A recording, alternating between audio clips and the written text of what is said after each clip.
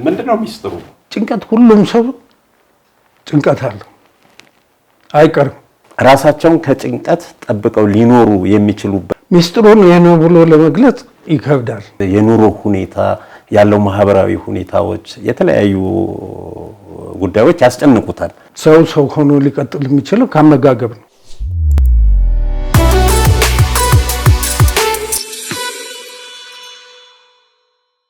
ሰላም ጤና ይስጥልኝ ውድ የአርታይ ቲቪ ተመልካቾቻችን፣ የአክብሮት ሰላምታዬን እያቀረብኩኝ ወደ ዛሬው ፕሮግራም ይሸጋግራለሁ።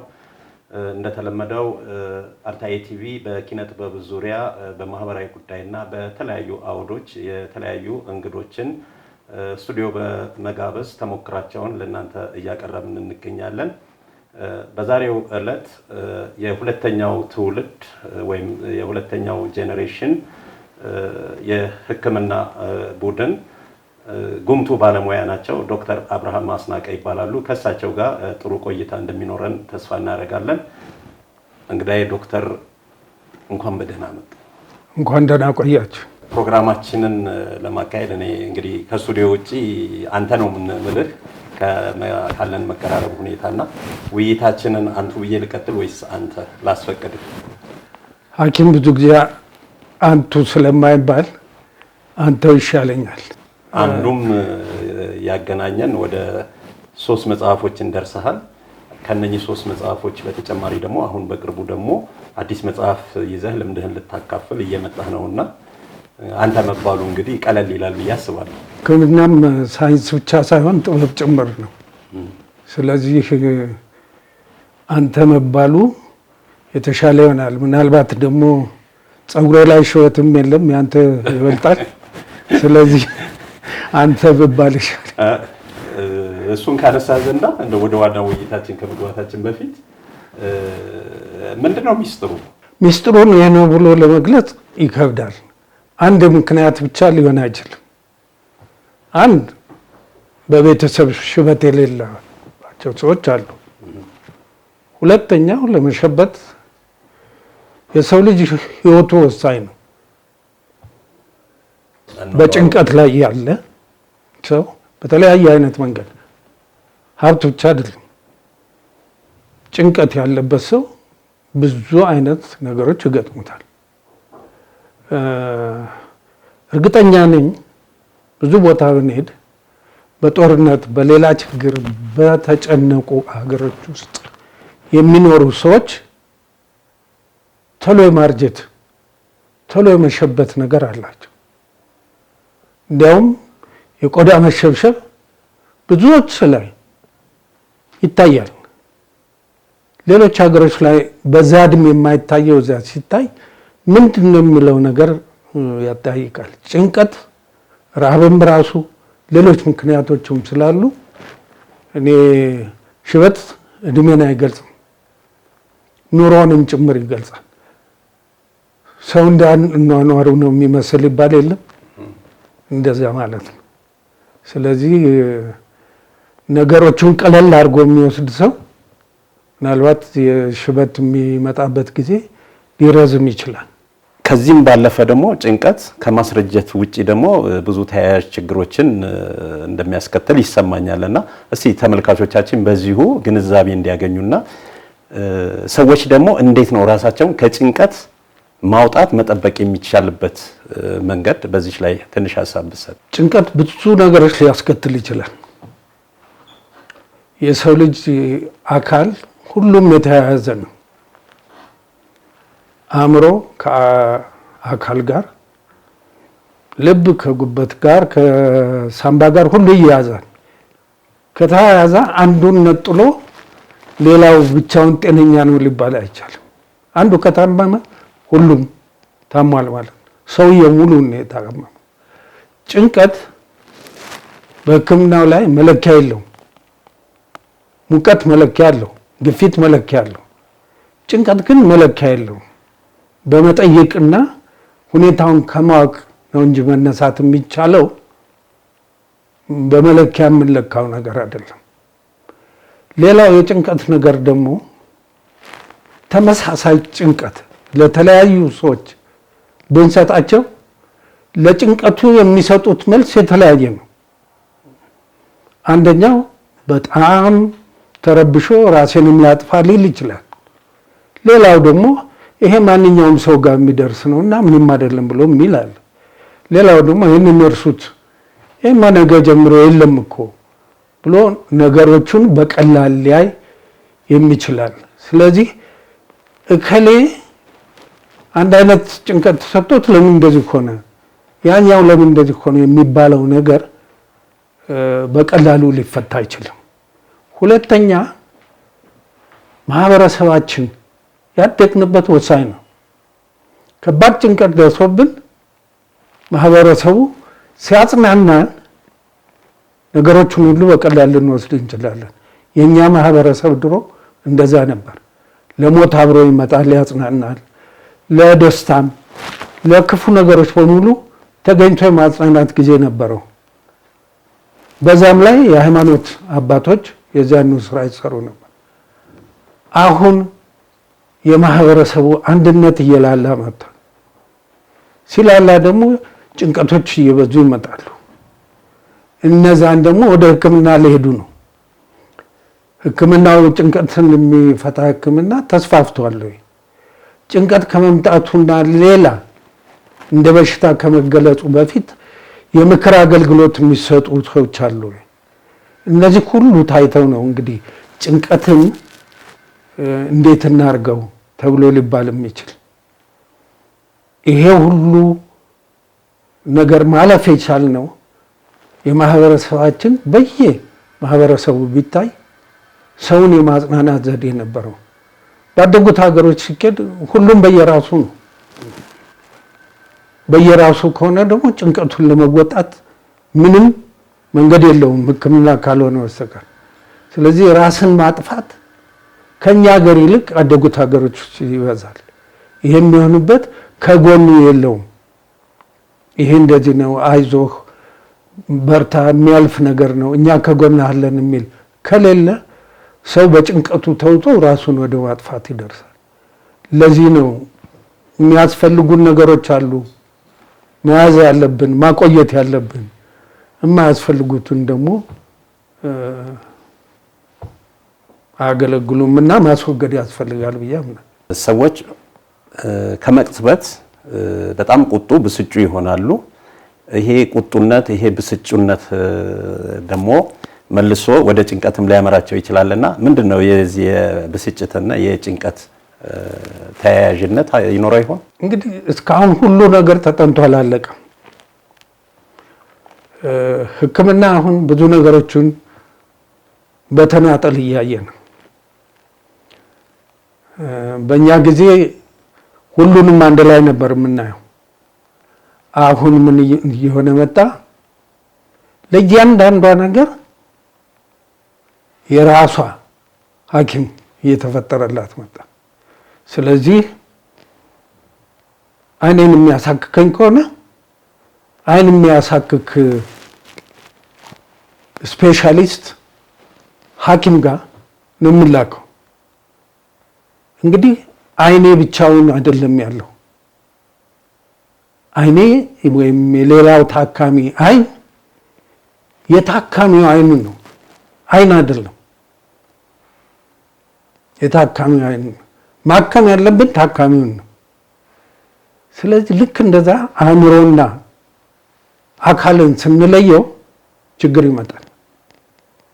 አሁን አንድ ሰው ለምሳሌ ራሴን አመመኛል፣ ተጨንቄ ራሴን አሞኛልና ብሎ አንድ ሐኪም ጋር ሄደ። አየው ራስህን አመመህ፣ እንግዲህ ምርመራ ያስፈልግሃል፣ ኤምአርአይ ሊባል ይችላል። ይሄዳል፣ ይመረመራል። ወደ ውስጡ ነገር ካልገባን ኤምአርአዩ ምንም የለውም ሊለን ይችላል።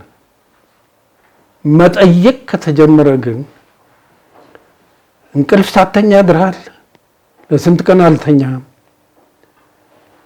ምንድነው ልጅህ በሌላ ምክንያት ችግር ውስጥ ገብቷል፣ አንተ ራስህ ችግር ውስጥ ገብተሃል፣ የባንክ ብድር ነበረብህ ለመክፈል አቃተህ፣ ብዙ ነገሮች አሉ ከዛ ጋር የሚያያዙ። እነዚህ ቁጣም ያመጣሉ፣ ራስ ምታትም ያመጣሉ፣ ሌላም ያመጣሉ። እነዚህ በግልጽ የሚታዩት ናቸው። የማይታዩት ውስጥ ያሉ አሉ። በጥያቄ ካልሆነ ማናገኛቸው። እኔማ ትናንትና ጓደኞቼ ከውጭ ሀገር መጣሁ እኮ 3 ሆነን 2 ጠርሙስ እስኪጨርስ ሊሉ ይችላሉ። ራስ ምታት አለ ጊዜ ማለት ነው። እንደዚህ አይነት ሁሉ ነገር ስላለ ራስ ምታት ምልክት እንጂ በሽታ አይደለም። ለጉንፋንም ራስ ምታት አለው፣ ለሳምባ ምች ራስ ምታት አለው፣ ለሌላ ምክንያቶች አሁን ያልናቸው የተለያዩ ምክንያቶች ራስ ምታት ሊያመጡ። ማየት ያለብን ጠቅላላ ሰውየውን ነው። የታመመውን አካል ክፍል ብቻ ካየን ሰውየውን እንረሳዋለን። ሰው መሆኑን የሰው ጉበቱን ነው የታመመው፣ ጉበት ብቻ ነው የማየው። ሌላም ሰው ይመጣ ጉበት ነው ለኔ። ጉበት ቁጥር 1፣ ጉበት ቁጥር 2፣ ጉበት ቁጥር 3 እየሆኑ ሊሄዱ ነው። ይሄ ሰውዬና ያ ሰውዬ 3ኛውም 4ኛውም ጉበት ህመም ቢኖራቸው የመጀመሪያው ሌላ ምክንያት ሊኖረው ይችላል። የሁለተኛው ሌላ ምክንያት፣ 3ኛው እያለ ሌላ ምክንያት ሊኖረው ይችላል። እንደ ጉበት ካየነው ግን ሁሉም የጉበት በሽተኞች ናቸው። ስለዚህ በዛ አይነት ማየት ነው ብዙ ጊዜ መፍትሄውን ለማግኘት የሚከብደን። ስለዚህ መናደዱ፣ መበሳጨቱ፣ ሌላ ችግር መፍጠሩ፣ ዕቃ መስፈሩ ምናምን ሁሉ ከውስጥ ካሉ ጭንቀቶች ጋር ሊያያዝ ይችላል እና አንዳንዶቹን ወደዚያ ያደርጋቸዋል፣ አንዳንዳቸውን ደግሞ ድብርት ሊሆን ይችላል። ስለዚህ ሕክምናውም ሆነ ሌላ ሁኔታ በጥቅል አይተን ከጥቅሉ ወደ ንዑስ ክፍሉ መሄድ ይሻላል። ወይም ከንዑስ ክፍል ከጀመርን ወደ ጥቅል መሄድ አለብን። ንዑስ አይን ሊሆን ይችላል፣ ግን ወደ ሰውየው ጠቅላላ መሄድ አለብን። እንደዛ ካላደረግን በተናጠል የምናደርገው ነገር ሙሉ መፍትሄ ለሰውየው ላይ ሰጠው ይችላል። አይኑ ድኗል፣ ግን ሰውየው አልዳነም። የዚህ አይነት ምልክቶች አሉ። አንድ ሰው ግንባሩ ላይ ትልቅ ለምጥ አለው። ይሄን ለምጥ ሐኪም ካሄደ ፕላስቲክ ሰርጀን የሚባሉት ኦፕሬት አደረጉት። በቃ ለምጡ አይታይም፣ ቆንጆ ነው። ግን በየጠዋቱ መስታወት ያያል፣ ይሄዳል መስታወት ጋር፣ ቀንም መስታወት ካገኘ ያያል።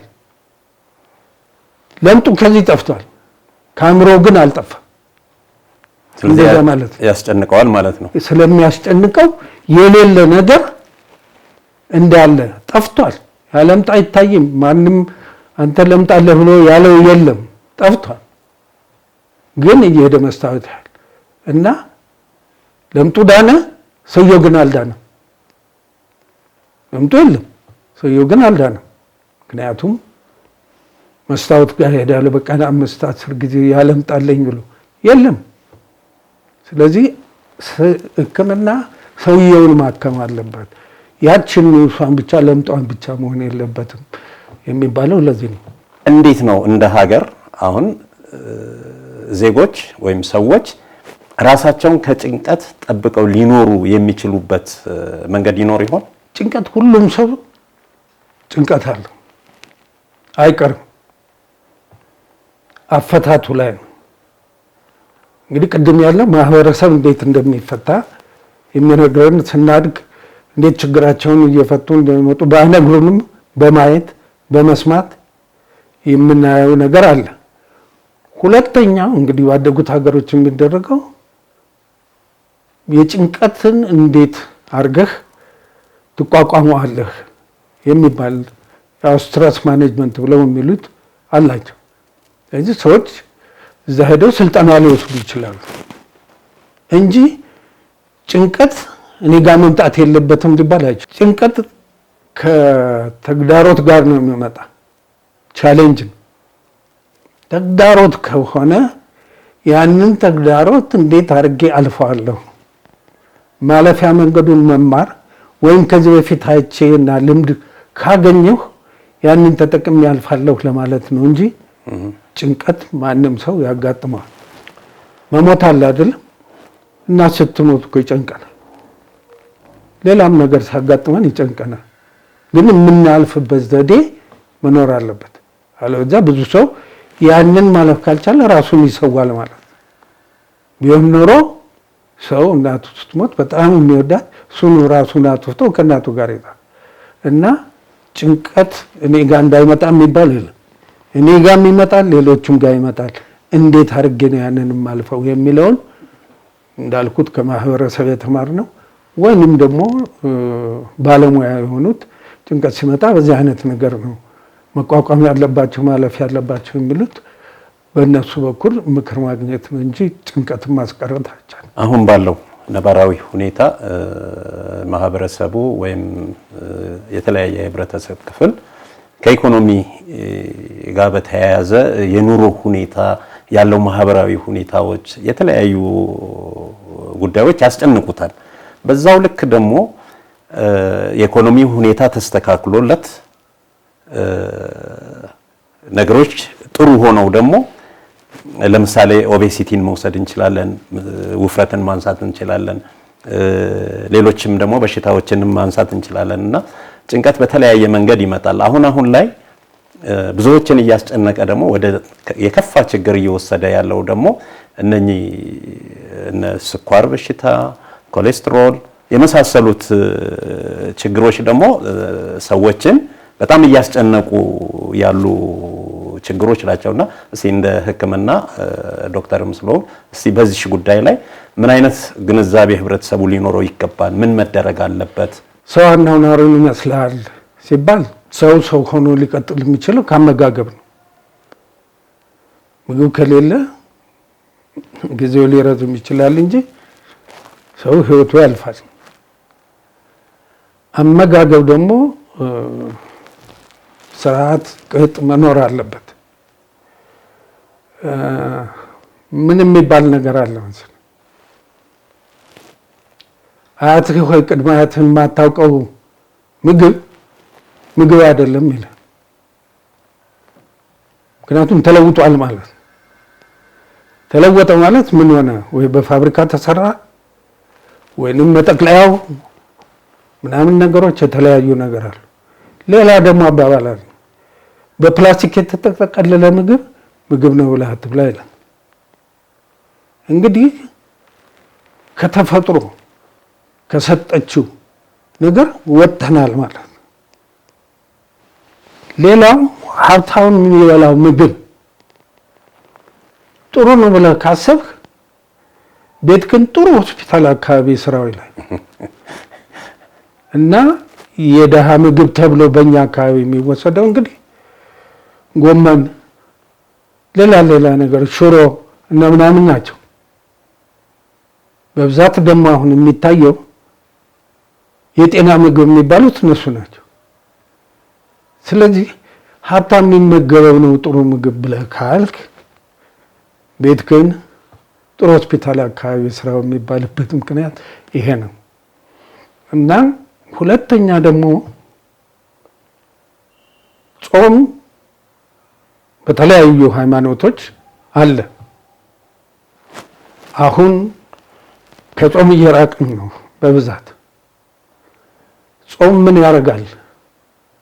መንፈስን ብቻ አይደለም የሚያጸዳው፣ አካልን የሚያጸዳ ምንድነው?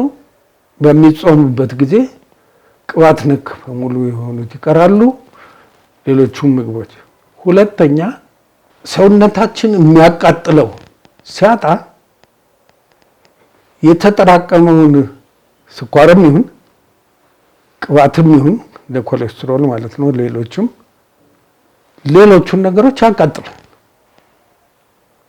በዚህ ምክንያት ሊመጡ የሚችሉ በሽታዎች በሙሉ ሊታገዱ ይችላሉ። ይሄ ማለት ሙሉ በሙሉ ይጠፋሉ ማለት አይደለም።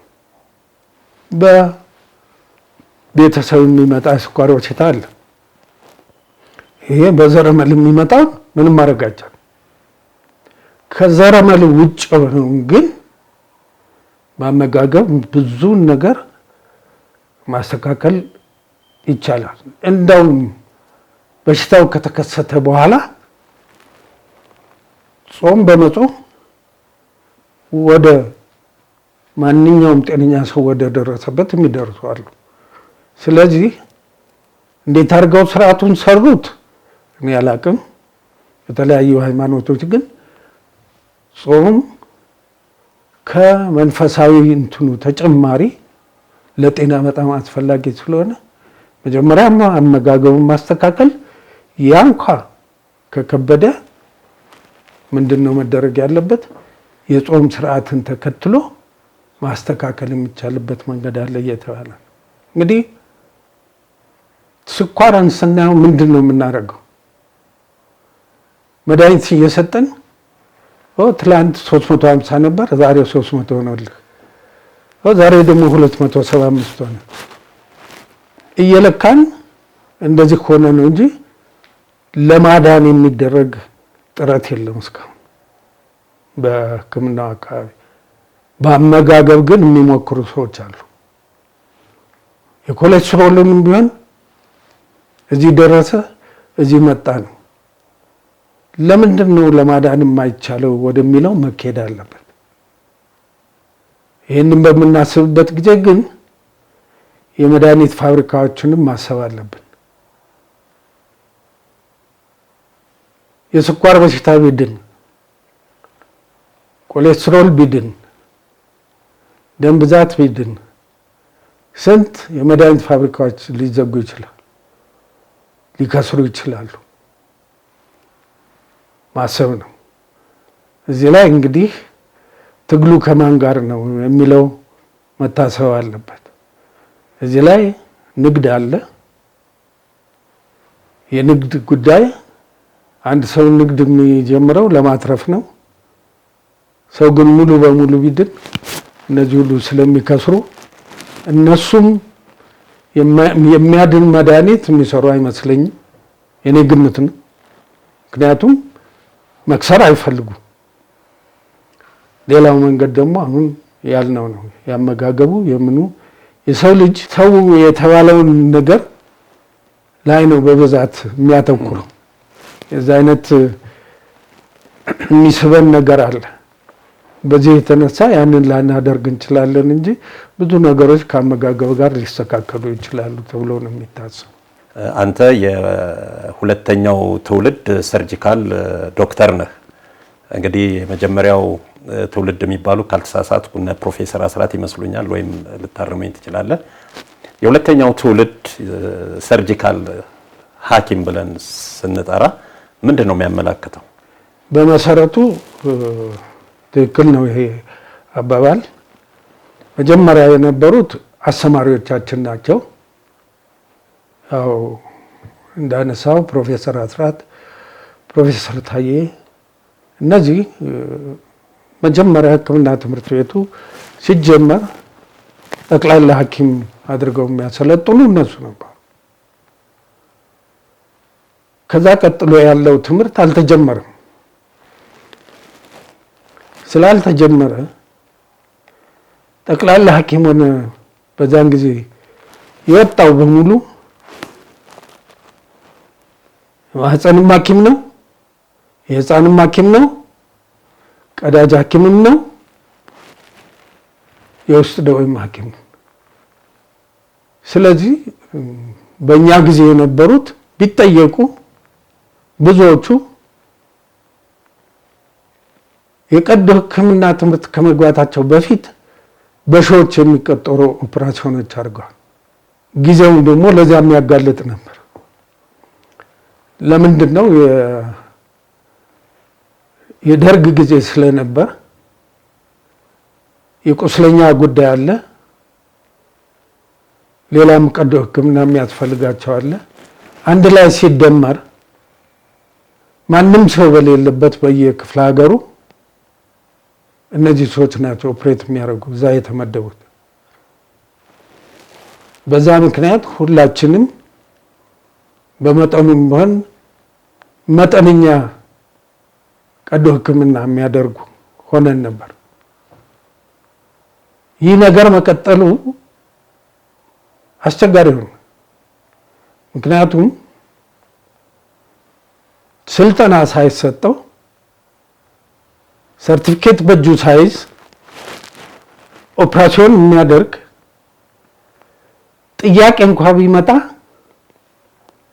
ማን ስልጣን ሰጠህ የሚባል ሊመጣ ይችላል። ይህንን ለመፍታት ግዴታ ቀዶ ሕክምና ሐኪሞችን ማሰልጠን አስፈላጊ ስለነበር እንግዲህ የመጀመሪያ የሰለጠኑት 2 ወይም 3 ቡድኖች 3 ዓመት ያሉት የነበሩትን የተኩ ናቸው። ከዛ በኋላ ግን በስፋት ስልጠናው ስለተጀመረ እንግዲህ እነሱ ከዛ ቀጥሎ የመጡ ግሩፕ ሊባሉ ይችላሉ። እኛ እንግዲህ ቀዶ ሕክምናው ጋር ከመጣን እንዳልኩት እኔ ጠቅላላ ሐኪም ሆኜ ሰርቼ አላውቅም። ወጣሁ ቀዶ ሕክምናው ነው ስራ የኖርኩ። በዛ ካሰብኩት እንግዲህ 50 ዓመት መሆኑ በቀዳጅ ሐኪምነት ማለት ነው። አዎ ጠቅላላ ሐኪምም ሆኜ ከስልጠና በኋላ ደግሞ እንግዲህ ቢወሰድ 40 ዓመት ይሆናል። በጤናው መስክ ግን በአጠቃላይ እንግዲህ 57 ዓመት ሆነ አገልግሎት ላይ። ዶክተር በጣም የገረመኝ ነገር አለ። አሁን አንተ የተለያዩ ሀገራት በዚህ በሙያ ተምረሃል፣ ተመርቀሃል።